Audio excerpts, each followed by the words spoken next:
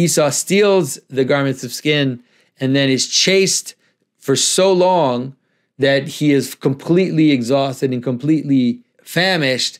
And so he bursts into Jacob's tent and he trades his birthright. But now, in the context of our story, what is Esau's birthright? And this is, of course, where we could kind of push these things further, because Esau's birthright in this context is the garments of skin. Why? Because Esau is in some ways something of Cain in his approach, in what he is, as being the older brother, that wanted to kill Jacob. But he's also the descendant of Seth. And so by stealing the skins back from Nimrod, he is taking back his birthright. But immediately, because of his weakness and because of his excess and because he's a passionate person, then he immediately gives up his treasure for something as immediate as his belly.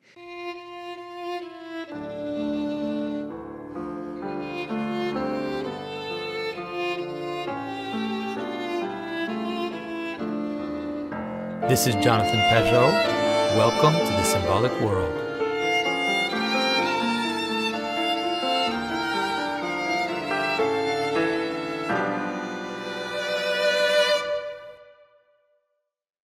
So hello, everybody. Today, I want to tell you a story. It's usually not the approach that I take, although I talk about stories all the time. But telling my own story and telling aspects of my story is not something that I delve into too often. But I thought it would be interesting to look at, sometimes I know some people have written me or have talked to me and told me about their own experiences and their own kind of discovery of the symbolic world. And so I thought I could take you on a little bit of a trip to see how the ideas that I deal with in terms of the symbolic world, as well as that which led me to Orthodoxy, but also that which also led me to write with my brother GodsDog, and some of the ideas that are behind it all kind of come together in a specific image that I've talked about so many times on this channel, which is the garments of skin. The garments of skin are surprisingly, or understanding the garments of skin, are surprisingly one of the big things that actually led me into Orthodoxy.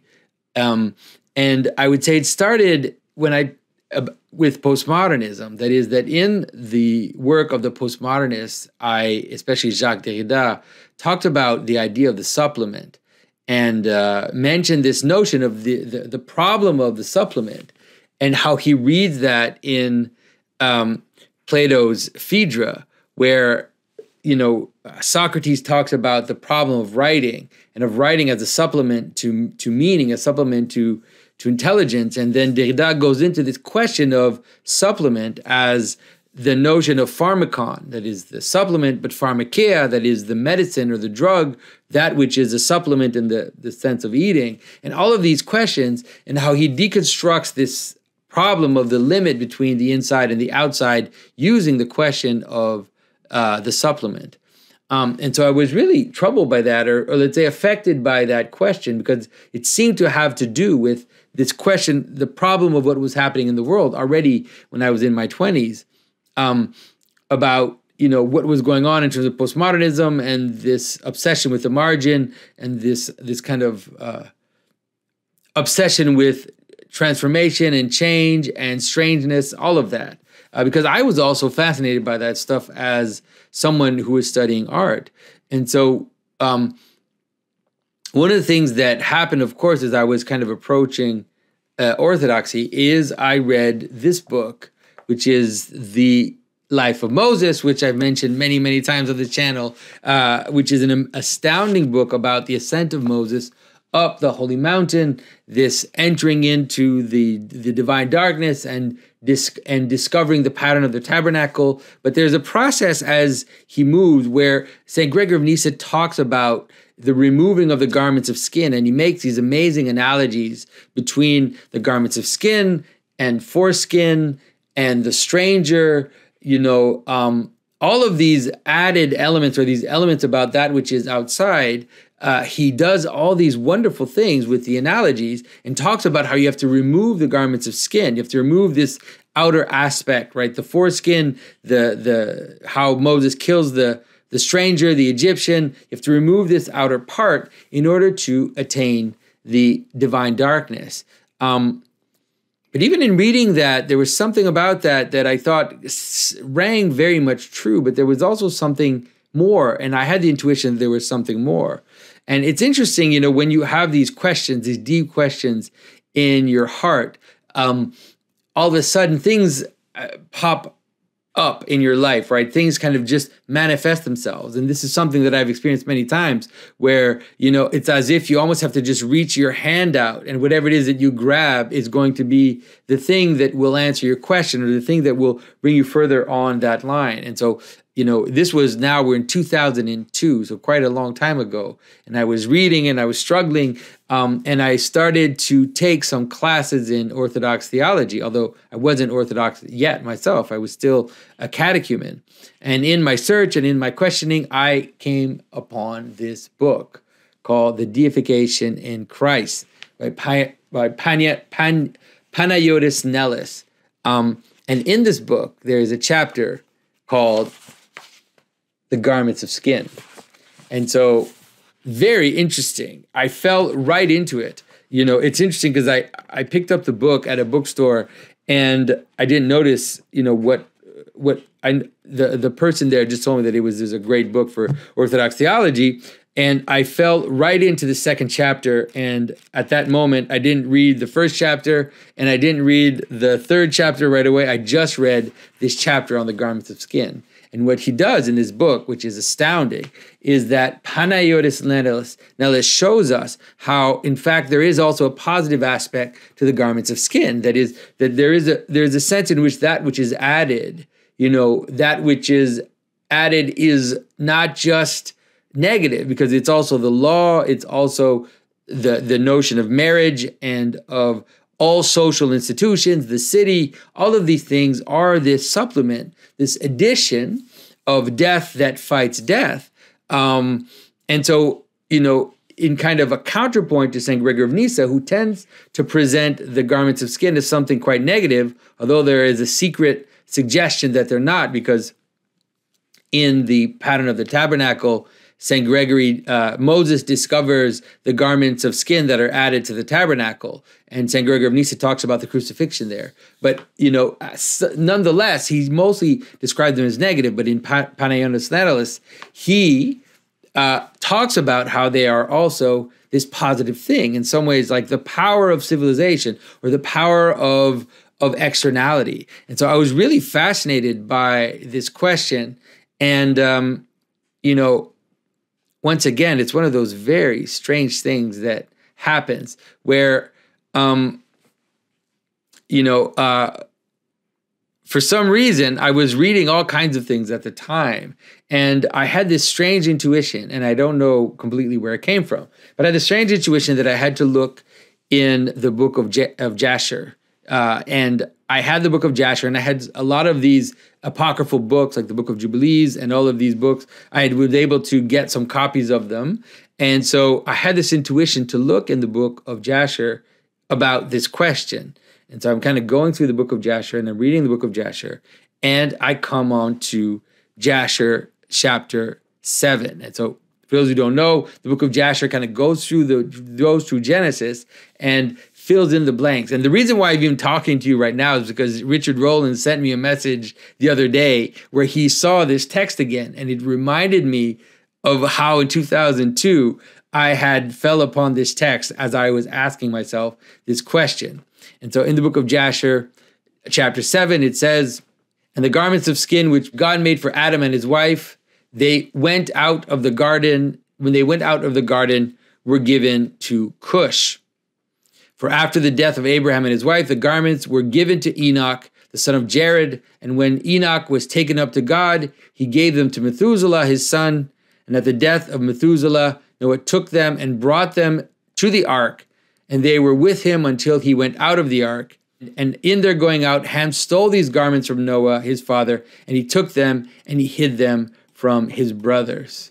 And so when I read that, I was astounded, because here was a mythological version about what it is that the garments of skin meant. It's like, not sure, St. Gregory of Nyssa might have had access to these traditions, maybe not, who knows. But St. Gregory really has the right intuition and understanding this idea of this power that is related to the garments of skin, and this externality which is related to the garments of skin. Because in the tradition, there is this sense in which the garments of skin are like this relic that are passed down from generation to generation and brought all the way into the ark, and are related to the sons of Cush. Now, the sons of Cush are those that built the Tower of Babel and are ultimately the ones that would lead to Canaan and the idea of the Canaanites in the land that Israel is going to take. And so, it's like I was really amazed by this idea. And so at the time, in 2002, I wrote a text called The Garments of Skin that I wrote for a class that I was taking, theology class that I was taking at the time, with a teacher named Professor Simeon Roger, who was who was teaching dogmatics. And I wrote a text on the garments of skin. And I remember that it completely surprised him. He gave me a very high grade, and he wrote in the comments, "Where did you get the idea of writing about such a thing?"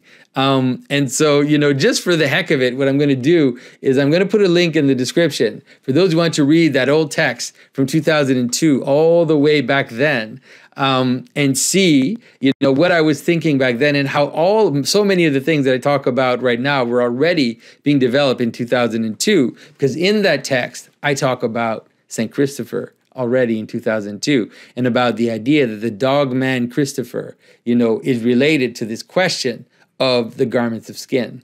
So this, of course, brings us to God's Dog.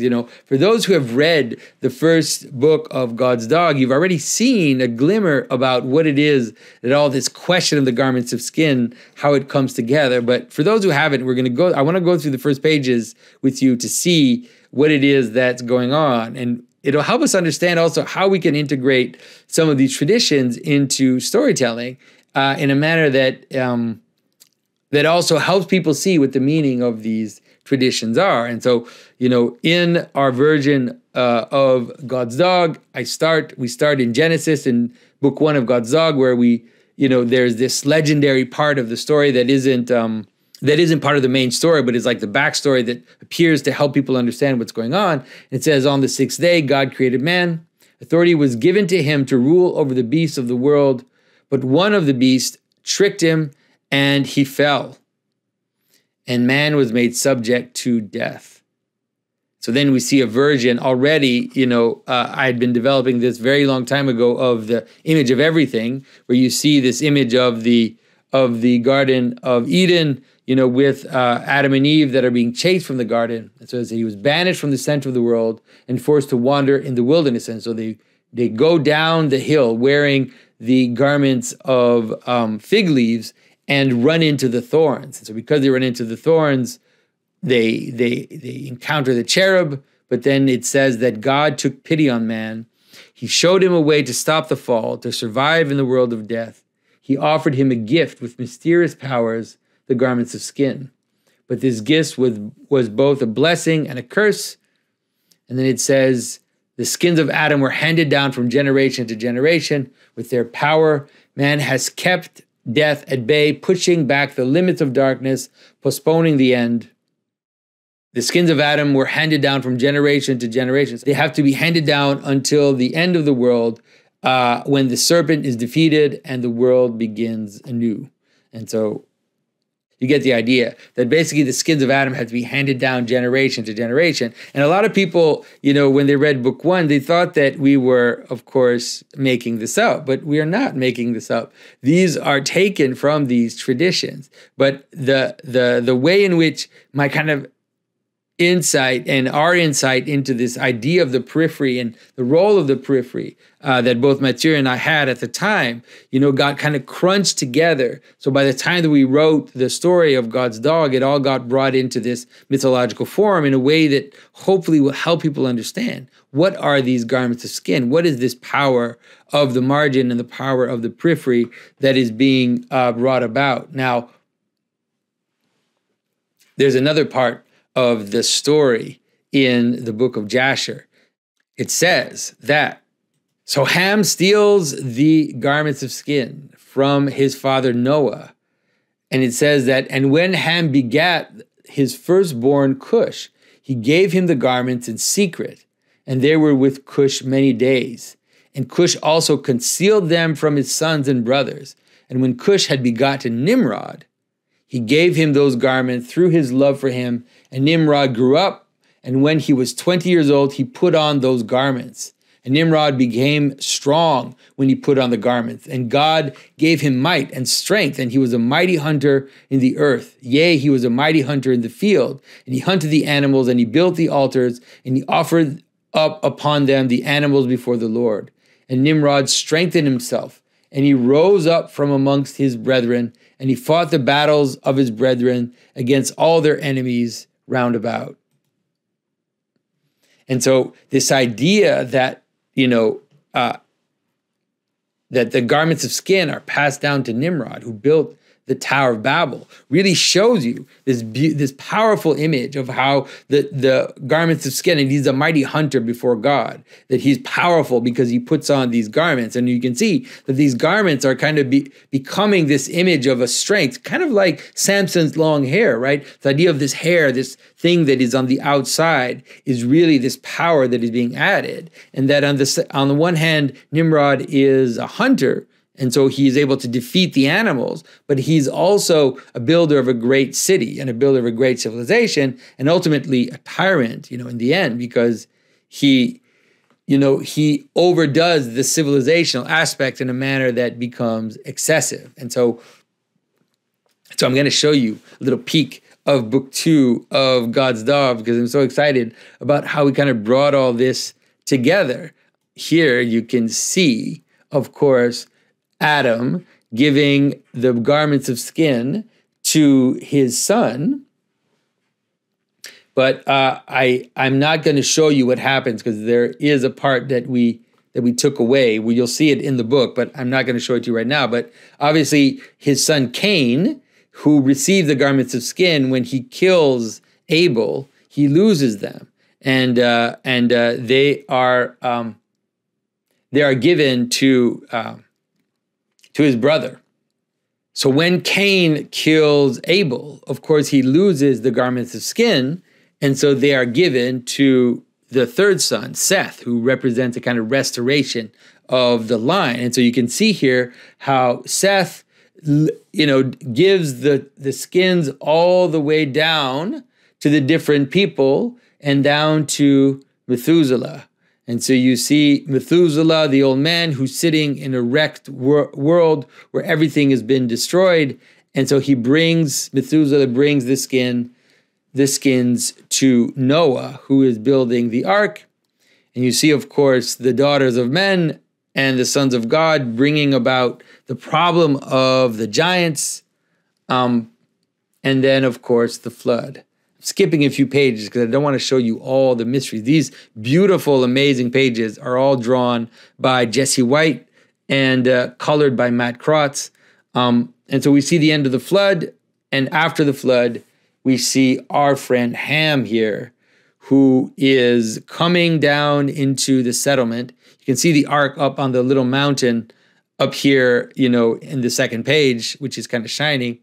He goes, of course, into the tent, and he steals the garments of skin. And so we obviously wanted to have the idea that he steals the garments of skin when he sees his father naked. And then he is able to leave with those garments of skin as he is being exiled. And so all of a sudden, the image of the exile and the image that Ham is exiled from the world becomes also an image of why it is, just like why Cain built the city, why it is that Ham is also going to build his descendants are going to build the great city, because they are exiled, and just like Cain's descendants, they have to now cover the world with power in order to protect themselves in their state of exile. And so Ham repeats that in his story with his descendants, and who ultimately lead to Nimrod. So we also obviously show the descendants of Ham moving forward until we get our friend Nimrod, who now wears the mark of Cain here on his vestment. If you remember seeing the book 1 of God's Dog, they wear this dark mark, which is the mark of Cain. And here it is that he is identifying with Cain as a great city builder and as the one that is owed and should have the garments of skin. So here we see our friend Nimrod holding up the garments of skin in his power for the building of the Tower of Babel. Now, of course, that doesn't last. The tower gets destroyed. That's because there is another part of the story which appears in the Book of Jasher. And this is where it gets really interesting. And so this is also will help you understand how tradition works and how sometimes you don't say things or you hint at things. And that leaves up an interesting space that opens up for other people to also step in to that space. And so, for example, we brought about the idea that Ham steals the garments of skin from Noah when he sees him naked. He takes his garment away. And so that's not said in the text it doesn't say that in the text in Jasher, but it makes complete sense in terms of understanding how stories come together, that he would have taken the skins from his father when he went into the tent and took his clothing away, took the clothing away in order to discover his nakedness, you could say. And so in the book, in Jasher 27, the story continues, and it says, "And when Esau saw the mighty men of Nimrod," so now we're talking about Esau, the son of Isaac and the brother of Jacob, right? The firstborn of Isaac. And it says, "And when Esau saw the mighty men of Nimrod coming at a distance, he fled and thereby escaped." Sorry, I forgot a part of the verse. It starts and says that Esau kills Nimrod. And so Esau sees Nimrod and he kills him. And then all of a sudden, his men, mighty men, who it doesn't say that they're giants, but the mighty men of Nimrod are coming at a distance. And so Esau flees and escapes. And Esau takes the valuable garments of Nimrod, which Nimrod's father had bequeathed to Nimrod, and with which Nimrod prevailed over the whole land. And he ran and concealed them in his house. And Esau took those garments and ran into the city on account of Nimrod's men. And he came unto his father's house wearied and exhausted from fight.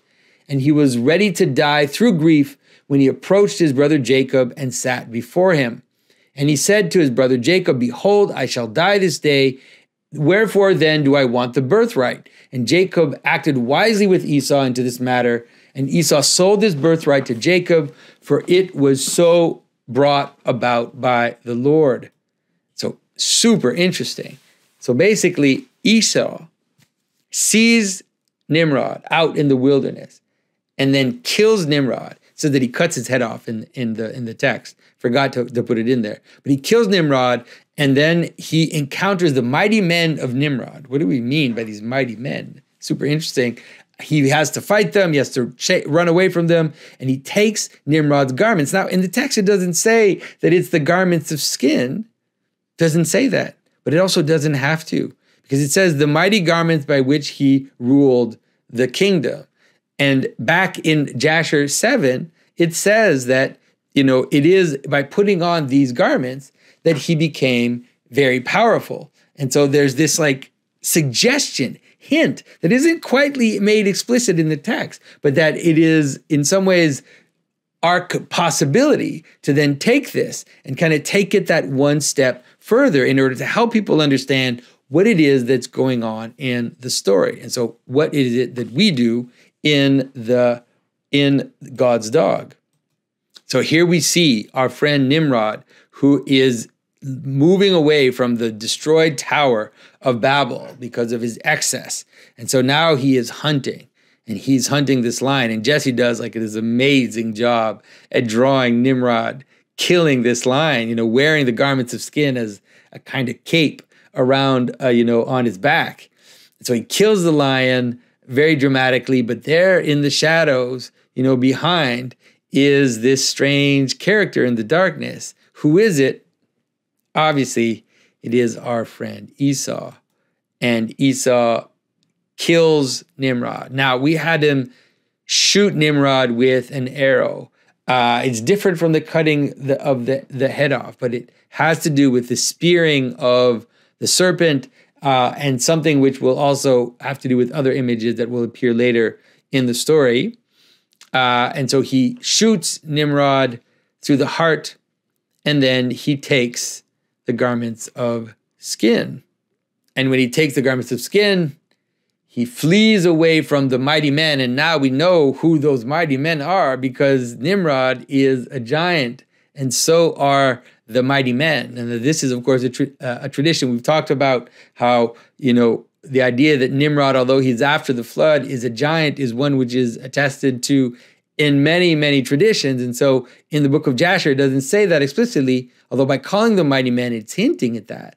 And so now we can bring it all together in the story. Esau steals the garments of skin and then is chased for so long that he is completely exhausted and completely famished.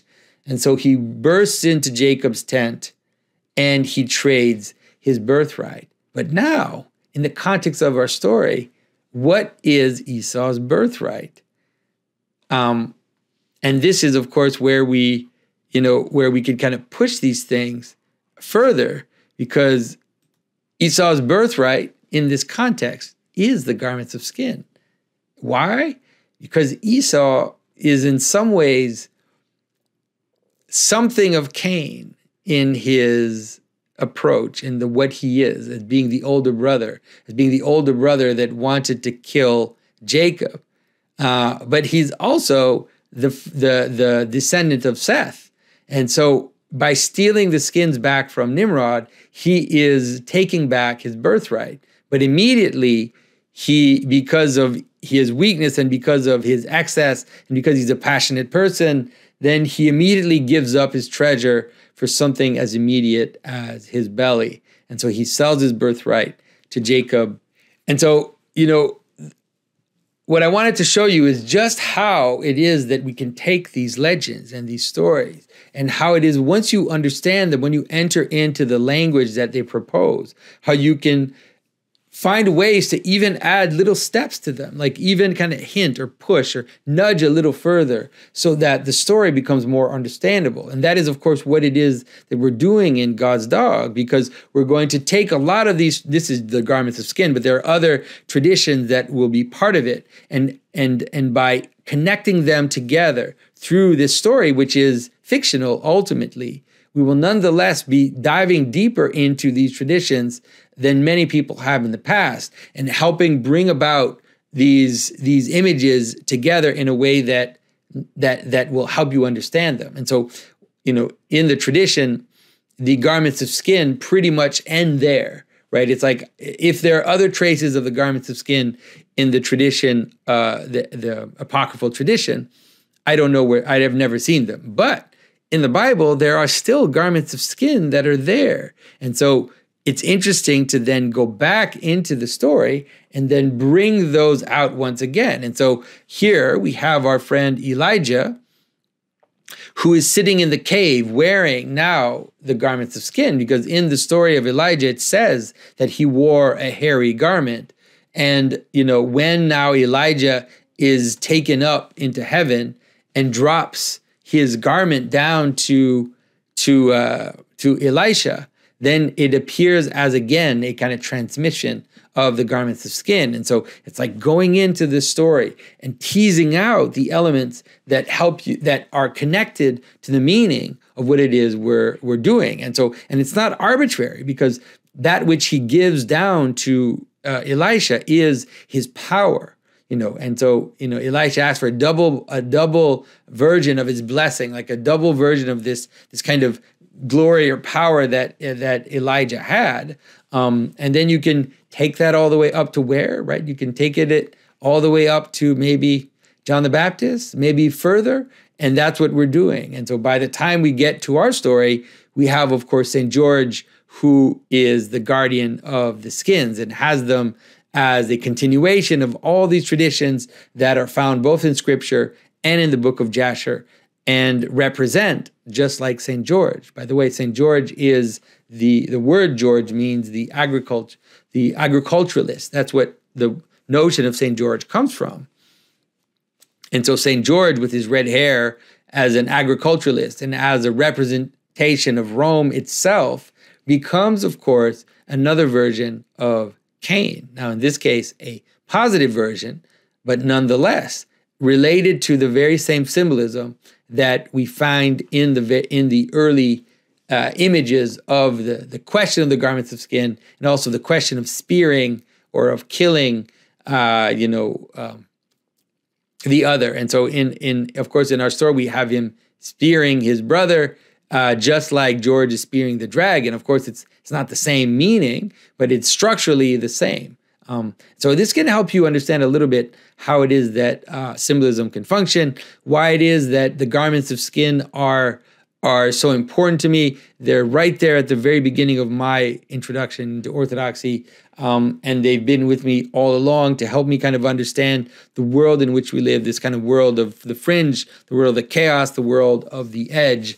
And so, don't forget to read that early text if you're interested in seeing to what extent St. Gregory of Nyssa and the garments of skin were there right at the beginning of my journey towards the Orthodox Church. And please, if you can, do not forget to back GodsDog. There's, just a few days left, and we really want to tell this story. You'll notice that it's already becoming more epic, and as the books go further, it's going to become more and more epic. And the art is absolutely ravishing, both the art by Jesse White and by Matt Sheehan. So please, if you can, go and back GodsDog Kickstarter today.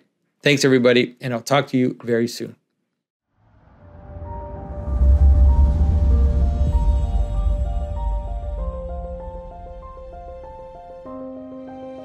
In 2021, my brother Mathieu and I, with the help of Cor Nielsen, of Philip Cartin, introduced all of you to a new vision of storytelling.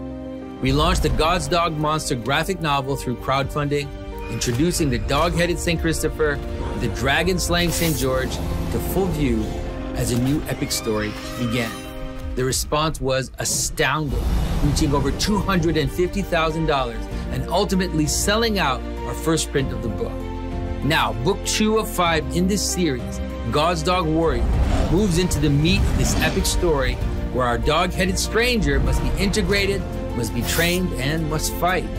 The cosmic stakes behind the story become clear, the characters shine, and heart-wrenching choices must be made. Book 2 will surprise you with more monsters, more giants, and a deeper exploration of the mythology underlying it all.